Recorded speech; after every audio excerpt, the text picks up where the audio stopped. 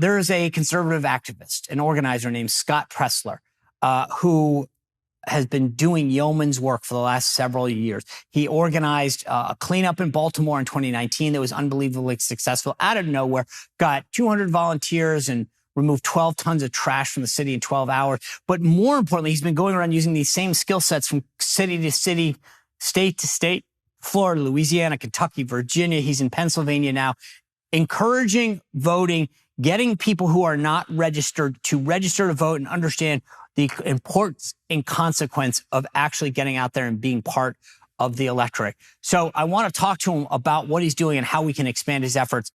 It is my pleasure to welcome in Scott Presler. Scott, welcome to the show. Thanks for being with us today. Hey, thank you, Sean, for having me. So look, I want to ask you this question because I was trying to describe it to my audience. How would you describe yourself? I've said activist, organizer. What do you say?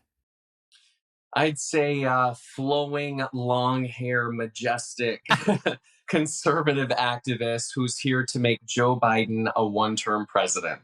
All right. Well, that'll fit. I'll have to figure out if we can fit that on there. So how did you start this whole idea? I mean, take me back a little ways. I know you've been involved in politics, both in Virginia and other places. What got you involved in specifically involved in the organizing and the registration piece of this? Well, a little bit of my background, I graduated from George Mason in Fairfax, Virginia, wanted to be a police officer. I couldn't find a job in my field, walked dogs for a living, went on to work at an elementary school. But I really owe my political journey to none other than President Obama. And it was the day that he was reelected in 2012 that I created my Twitter account. I ended up moving in 2014. My first job ever was helping to elect now Governor Greg Abbott in the great state of Texas. And I went on to spend 2 years of my life to defeat Hillary Clinton and elect Donald Trump.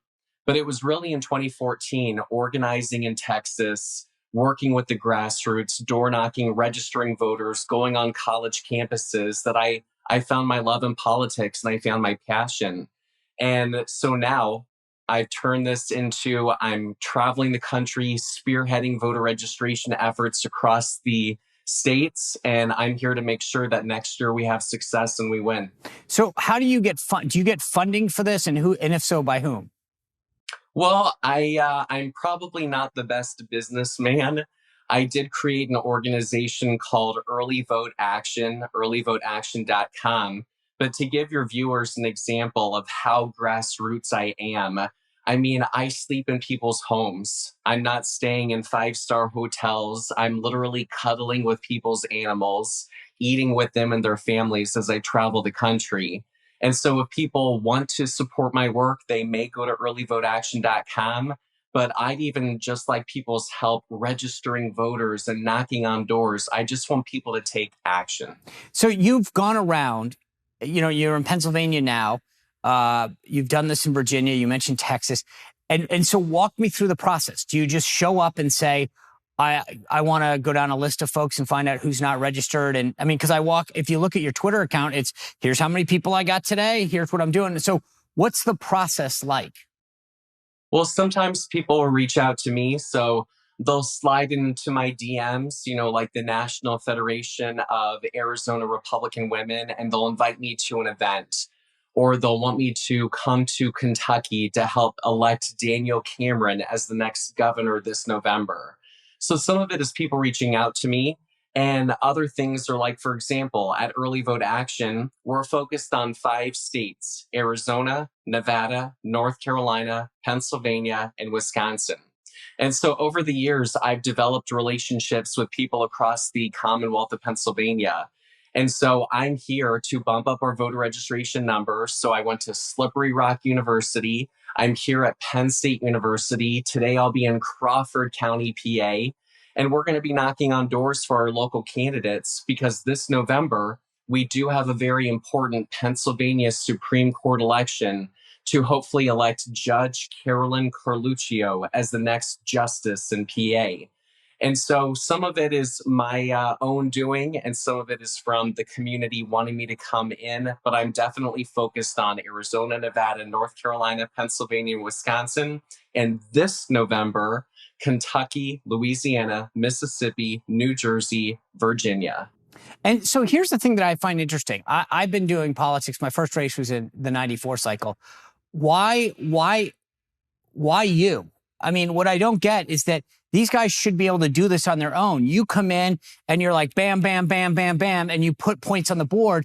What is it that you're doing that they need your help with? Because I feel like in some cases, it's almost like a motivational speaker. You're getting in there saying, hey, get off your butt, go out, knock on these doors, get this done. Well, in part, Sean, I'm here out of necessity. I mean, look, I am not here to point fingers. I'm not here to judge. But, I've been reaching out to the RNC, to the chairwoman of the party, for nearly 160 days without a response. And I'm here in part because I see a void that needs to be filled. For example, let me tell you about the letter writing campaigns we're doing. I have lists of thousands of new movers to Louisiana, to Kentucky, to Pennsylvania, to Wisconsin. And the party right now is not writing letters or reaching out to these new voters. So at earlyvoteaction.com, I literally have hundreds of volunteers across the country that are writing handwritten letters that I've given them a template. I've given each of them 5 names, and they're welcoming new voters into the party. They're making sure that they're registered to vote as a Republican in states like Pennsylvania, Nevada, Arizona, that they have closed primaries. And I'll tell you, based on voter registration data, these letter writing campaigns have been so successful that in Louisiana, for example, we're seeing a 25% return on investment of the people that we write to being registered to vote and being registered to vote as a Republican. And so there's the success to our methodology. So how much of this you mentioned is data driven? In other words, are you looking at voter registration lists? You mentioned the new movers. These people, like, is it you're basing this off of voter registration lists of people that are registered that haven't voted? Like, what's the methodology behind this? Well, the methodology is we're focusing on people that are not registered to vote. Okay. So this is growing the electorate. We literally have the list of people that aren't registered. And the way that I'm able to track data is, for example, in Louisiana, we get data on the 1st of every month. So I had September 1st for the August data. And I've been able to track that in the last couple months leading up to August, the Republican Party was only gaining or losing 600 voters. It was either gaining 600 or they saw a decrease in their numbers. But since we instituted the letter writing campaign in this last month, we saw a bump of 1,600 new registered Republicans. And even furthermore, the Democratic Party of Louisiana is losing people. And I know this is anecdotal, but I think it's also important to note that the Democratic Party of Louisiana is losing Black voters. And because of demographic data, I can tell you certainly that Republicans are gaining Black voters in Louisiana. So the work that we do at Early Vote Action is 100% data driven. So Scott, when you, I mean, like I said, these are numbers that are clear as day. When you bring these to the campaign down in Louisiana, to the governor's race or to the state party, what do they say? Well, as a PAC, as a political action committee, I am not legally or lawful allowed to work with candidates. Of course, my work is going to help elect Jeff Landry as the next governor of Louisiana and to elect Cameron as the next governor. The coordination aside, I guess what I'm trying to get at here is, are people taking notice of this and saying, what is this guy doing? He doesn't even live here. He's coming down, bam, bam, bam, a letter writing campaign and turning the tide. Well, I think the relationships that I've built speak volumes. I do have a relationship with Florida GOP leaders, LA GOP, Oregon GOP, PA GOP, NV GOP. So there are leaders in the Republican Party across the country that are working hand in glove with our volunteers. Well, as a Virginia, I know you spent a lot of time in Virginia Beach, Fairfax, you mentioned. Since we have elections, I'm hoping you could spend a little quality time in the Commonwealth before the election. Oh, I promise you. Well, to your viewers, Sean, To everybody watching this right now, I'm making a plea to you. If you live in the Commonwealth of Virginia, this is so important. We have legislative elections this November, and we have every seat in the House of Delegates, basically the House of Representatives, and every seat in the Senate that is up for election. Now, we currently, in 2021, elected a Republican governor, Glenn Youngkin, and we flipped the House of Delegates. We control two chambers of the legislature. If we in Virginia flip two state Senate seats this November, then Governor Glenn Youngkin will have an entirely Republican legislature. And you hear me loud and clear. That means that on day one in 2024, we will be able to govern conservatively. Yeah. That means that people are going to be moving to Virginia from across the country because they're going to be inspired by Republican leadership. And furthermore, to everybody that wants to make Joe Biden a one-term president, if you Virginians give us that Republican legislature this November, Virginia is in play next year in 2024. So when you do this and you get the results that you do, are people saying, I need to join this effort? I want to expand it?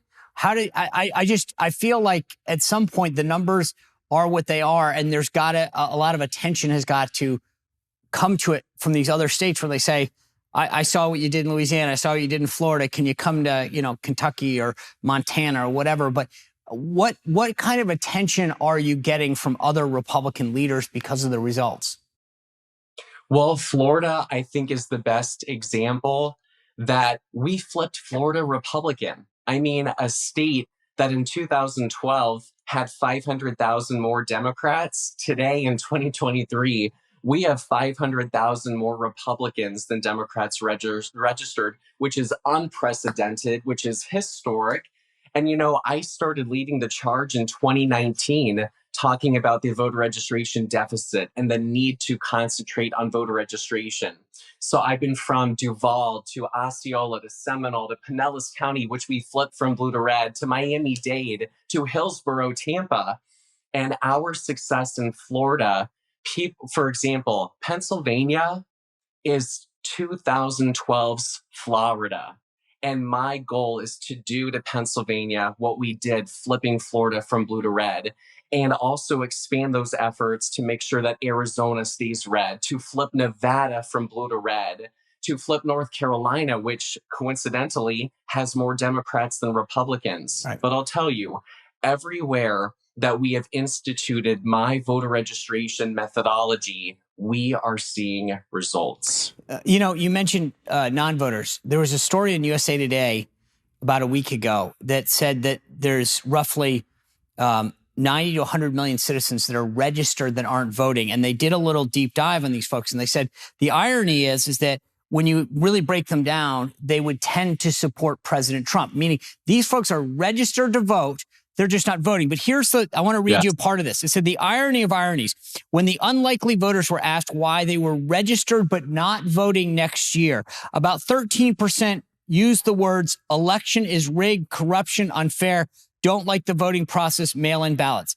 These have been Trump's words the past 5 years, and the very people that could elect him have totally soured on elections and voting. So this is USA Today, a liberal newspaper, saying that the Trump message is in some way inhibiting a lot of registered voters from actually casting a ballot from him because his message seems to be deterring them. So number one, are you doing anything to get these folks? And number two, how can we turn these people out? Yes, well, I want to make it clear. I'm staying neutral in the presidential primary. I am not Okay, endorsing fair enough. But how do we get Trump. These people out? Yes. Well, number one, we're focusing on adding to the electorate the unregistered voters. We're doing it by micro-targeting as well. For example, 40% of Wisconsin hunters are not registered to vote. So it's about finding what is the issue that appeals to the voter. Because I can't just come out to people and talk about illegal immigration if Second Amendment is their issue. What does the voter care about, and how can I target them, get them registered to vote, and get them out to vote? Now, it also is an educational campaign. For example, Our truckers who supply our country, they are mostly conservative. Truckers may not be home on election day. Truckers are going to be outside the state. Right. So it also means having a robust get out the vote campaign that if I have a group of people like pilots and police officers that are maybe not going to be in town during election day, it's making sure that they are educated on early in-person voting, on getting a mail-in ballot, on talking about how, for example, that in Pennsylvania, we have 50 days of early voting, and they, instead of using a drop box or using the United States postal system, they can vote early in person at their elections office. So a lot of this is talking about the different ways that we can stop shenanigans, we can mitigate election fraud, and we can lock in every vote to make sure that every Republican is getting his or her vote in on or before election day. You know, you mentioned you've been tweeting at the chairwoman of the RNC, Ronna McDaniel, noting how many days it's been. What has anyone from the National Party acknowledged you and your work? Well, I'll tell you that, I mean, I want to be classy and I want to be respectful, but I will say that recently I have worked with Casey Crosby, who is the treasurer of the RNC out of Kentucky, because we're working to make sure that we're electing Daniel Cameron as the next governor of that state. And so Casey Crosby fact-checked me, I believe is the number 3 in charge at the RNC. So there are some leaders that do see value in the work that I'm doing. And you know what? I want to make it clear. If the chairwoman ever reaches out to me, if Drew McKissick ever reaches out, I'm a team player and my door is always open. But this, and I know Harmeet Dillon was very supportive of you when she was running. Absolutely. But what I don't get is winning in politics is a game of addition, not subtraction. You are out there. The thing that's interesting to me is the work that you're doing is the expensive work. It's time consuming and it's expensive. To do paid efforts on this front are very expensive. And what you're doing is relieving a financial burden from the National Party that they need to be spending on data and other things. I would just assume that they would appreciate what you're doing and would be calling you back. Is there I mean, what am I missing? Did you guys have a falling out, or are they just, I don't get it. It would be nice to receive accolades for the work that we're doing. But look, at the end of the day, Sean, it's not about me. This isn't about President Trump. But if I were them, I'd say, Scott, defeating Joe Biden. Right. This isn't, I get you don't want the accolades. It's very humble of you. But what I'm telling you is that as someone who worked at the party before, I'd want to call you and be like, hey, Scott, you're totally helping out the team. Thanks for doing this. You know, what can we do to support your efforts? It would be nice. And again, if that happens, excellent. But until then, we're going to continue to lead by example at earlyvoteaction.com. So you also tweeted out, Democrats use an army of influencers who are dedicated to reaching the youth. Is the GOP doing the same? What do you think that the party needs to do more of? And what do you see as the differences between what the Democratic Party is doing and the Republican Party to get people engaged and motivated and registered?